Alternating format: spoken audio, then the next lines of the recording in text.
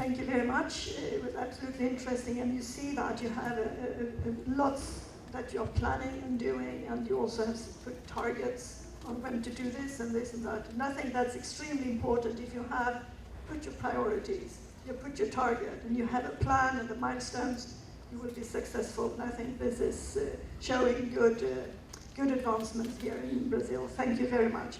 We'd like to hear even more about Brazilian strategic energy planning. And I'd like to welcome Tiago Vasconcelos Varal Ferreira. He's the president of the Empresa de Pesquisa Energética. Probably wrong Portuguese again. I haven't been here long enough. But please join me in welcoming Mr. Vasconcelos Varal Ferreira.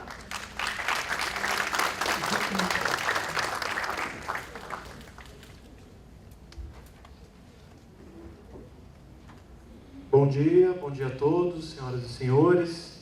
Queria agradecer a Celso pelo convite, pelo espaço dedicado a uma fala da EPE. O secretário Reive colocou o apoio que a empresa de pesquisa energética oferece ao processo de tomada de decisão a partir de estudos, estatísticas, dados que auxiliam na concepção da política, na concepção da estratégia brasileira relacionada ao desenvolvimento da nossa matriz energética. Então, a minha apresentação, eu gostaria de iniciar dizendo quem é a EPE. A EPE é uma empresa pública federal vinculada ao Ministério de Minas e Energia, e a nossa missão é desenvolver estudos, estatísticas energéticas para subsidiar, para apoiar a formulação, a implementação e a avaliação das políticas energéticas nacionais. Nesse sentido, na prática, como que nós atuamos? Nós atuamos como um braço técnico do Ministério de Minas e Energia, disponibilizando de forma ágil, de forma flexível, os estudos que atendam às necessidades do tomador de decisão, do policy maker. Também buscamos trazer um conteúdo imparcial, justamente na linha de não ter preconceitos com tecnologia A ou B. Nós somos agnósticos tecnológicos e nós buscamos enxergar as tecnologias na sua combinação, as fontes energéticas na sua combinação ótima e não de forma isolada. E dessa forma contribuir para a transparência, para a credibilidade do processo de planejamento e de política energética e também, por último, reduzindo assimetrias de informação no mercado, que é de forma a auxiliar a formulação das estratégias de negócios, dos investimentos dos agentes. Bom, eu quero dar uma perspectiva geral a respeito da nossa matriz, de como nós nos situamos, de forma que isso sirva como base para pensar o futuro, para pensar o papel, inclusive, da própria energia nuclear nessa matriz e a interação dessa fonte com o que temos aí adiante em termos de desafios para atendimento à demanda. Hoje, a nossa matriz ela já é mais de 40% renovável e graças à biomassa de cana e à energia hidráulica, que tem um grande destaque e é um diferencial da nossa matriz. Quando a gente olha o setor elétrico especificamente, a gente vê que esse percentual ultrapassa os 80%. E aí temos aí 65% da capacidade do suprimento de energia em 2017 foi de usinas hidrelétricas, 10% de usinas a gás natural e a nuclear com 2,5% da nossa matriz. Agora eu passo para alguns dos destaques dos próximos 10 anos, enxergados aí no horizonte, portanto, decenal e contidos no nosso planejamento que está consolidado no plano decenal. Mais adiante, eu vou explicar como que o plano decenal interage com os outros instrumentos de planejamento que têm horizontes mais longos, de forma que esses instrumentos somados auxiliam na construção de um horizonte que faça sentido e que permita o planejamento do desenvolvimento da energia nuclear no Brasil. Então, nesse horizonte de 10 anos, com base naquelas premissas de crescimento do PIB que o secretário Reis apresentou, o resultado, em termos de demanda de energia elétrica, é esse. Uma adição estimada de 5.500 megawatts de capacidade por ano, em média, ao longo dos próximos 10 anos. E como que, nesse horizonte decenal, estão distribuídos os investimentos, a expansão para atendimento à necessidade. Então, a gente tem uma expansão da infraestrutura de geração de energia e temos uma expansão da infraestrutura de transmissão de energia. Ambas têm que estar desenvolvidas de forma conjunta.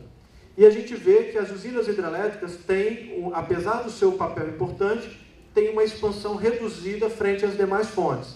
Isso resulta numa diversificação da nossa matriz, como pode ser percebido. A expansão está em cor diferente, em laranja. E a gente vê que as energias renováveis, dada a sua competitividade, ocupam um espaço cada vez mais relevante. A energia nuclear, nesse horizonte decenal, o único empreendimento que aparece é a Angra 3, em 2026. A geração distribuída também aparecendo. E algumas necessidades que estão representadas nessa linha, que é a capacidade de atendimento de potência. O que eu quero dizer? À medida que a composição desse sistema está mudando, com menos percentual relativo de usinas hidrelétricas, mais energias renováveis, o sistema passa a ter uma série de requisitos diferentes do que era no passado. E isso demanda um aporte de atributos que diferentes fontes vão trazer a diferentes custos, e o que importa não é pensar isoladamente cada fonte, mas como que esse conjunto de alternativas que o Brasil tem pode ser combinado para entregar uma matriz segura e competitiva. Nesse sentido, então, é que eu reforço aqui esse requisito aqui, que apesar de estar sinalizado como fontes termoelétricas open cycle, ciclo aberto, e tecnologia de armazenamento, é apenas um sinal de que o sistema precisa de potência. E existem várias estratégias para atender isso. Ampliando a geração na base e colocando essas usinas, por exemplo, para trabalhar com níveis mais altos, entregando mais potência ao sistema. Essa é uma alternativa também. Então, existem várias alternativas que nós estamos estudando, de forma que a gente possa aproveitar da melhor forma os recursos que nós temos. No caso do sistema de transmissão, a expansão estimada é da ordem de 40% da nossa rede básica. Portanto, é uma ampliação bastante expressiva dessa infraestrutura, o que permite aproveitar e extrair a otimização dos recursos que nós temos e aproveitar a flexibilidade e a complementariedade entre esses diferentes recursos. E aqui é um retrato disso, né? Um sistema que cobre aí uma grande extensão do país, que cobre 99,5% do nosso mercado de energia elétrica abrangido por esse sistema interligado, e isso é uma oportunidade imensa para aproveitamento da abundância de recursos que o país tem. Aqui é um retrato dos últimos leilões de energia desde 2009, de forma que a gente percebe uma redução nos preços praticados nos leilões de diferentes fontes, sobretudo aí uma queda vertiginosa dos preços da energia eólica e da energia solar. E também temos visto o desenvolvimento do mercado de geração distribuída. Então, hoje já está beirando 1 gigawatt de capacidade instalada de geração distribuída, na grande parte, maior parte, solar fotovoltaica, e pelas nossas projeções, esse número deve ultrapassar 12 gigawatts até 2027. Portanto, tendo também um papel importante no atendimento à demanda, ao crescimento da demanda. A gente não pode esquecer também que nesse horizonte de planejamento, nós enxergamos também a eficiência energética como um recurso, de forma que, pelas nossas projeções, os ganhos em termos de eficiência energética até 2027, lá no ano de 2027, representarão aproximadamente metade da geração da usina hidrelétrica de Itaipu, que tem uma capacidade de 12 gigawatts. Portanto, é um recurso importante também para atendimento às necessidades do país. Bom, em síntese, o que acontece? Temos esse é o retrato, a evolução tendencial nos próximos 10 anos. Tá? Então, nesse horizonte de 10 anos, nós construímos uma perspectiva com um nível de informação bastante seguro em relação a essa trajetória, né? Porque em 10 anos, 40% dessa expansão, quando a gente olha para 2027, 40% dessa expansão já está contratada, 60% a contratar, ou seja, não existe um espaço tão grande para incluir, por exemplo, nesse horizonte, um planejamento de um novo programa de expansão da geração nuclear. Então, aqui o que a gente vai enxergar é um espaço para ajustes, mas não existe uma capacidade aqui de orientar a expansão de novas usinas nucleares por meio desse instrumento. Não é adequado, até porque o ciclo de planejamento da energia nuclear, como o Celso muito bem colocou na abertura, ultrapassa esse horizonte. Mas o fato é que, nesse horizonte, a gente tem enxergado, fruto das tendências e fruto de decisões passadas, essa tendência aí de chegar nessa posição, com a redução das hidrelétricas de 65% para 50% na participação, as renováveis aumentando aí de 20%, 22% para 30%, e as termoelétricas mantendo a sua participação, podendo até aumentar dependendo da estratégia para atendimento aos requisitos de potência, de capacidade firme do sistema. Bom, eu passo agora, então, para as perspectivas de longo prazo, porque se eu estou olhando 10 anos e eu não consigo enxergar nesse horizonte novos empreendimentos hidrelétricos nucleares, além de Angra 3, então qual é o instrumento que vai apoiar o Ministério de Minas e Energia na tomada de decisão sobre a expansão nuclear? É o horizonte, quando a gente enxerga o horizonte de 2050, é que isso começa a aparecer de uma forma mais clara. Né? O Reive comentou, né, o plano decenal enxerga Angra 3, e, portanto, o plano 2050 é que vai captar essas oportunidades de expansão do programa nuclear. Agora, são abordagens de planejamento distintas. Enquanto o plano decenal trabalha com trajetórias muito mais bem definidas, né, com as variáveis muito mais controladas, sem captar grandes efeitos disruptivos tecnológicos, sem captar grandes mudanças estruturais na nossa matriz, o plano 2050 ele tem uma abordagem diferente. Ele busca exatamente, dada a maior incerteza, dada a maior perspectiva de desenvolvimento tecnológico, econômico, social, a gente trabalha, então, no plano 2050 com uma abordagem de cenários exploratórios que vão buscar responder grandes perguntas que o tomador de decisão, o formulador da política tem que se orientar e usar esses cenários, né, para transitar na sua tomada de decisão, tendo uma noção mais clara das implicações que essas decisões estratégicas vão produzir no longo prazo. E dessa forma, então, a gente trabalha não com uma trajetória, mas com vários cenários exploratórios, né, que eu vou comentar um pouquinho mais a seguir. Então, um dos aspectos fundamentais desse trabalho de construção de cenários é explorar as possibilidades, as alternativas, como que a tecnologia, as soluções vão se desenvolver.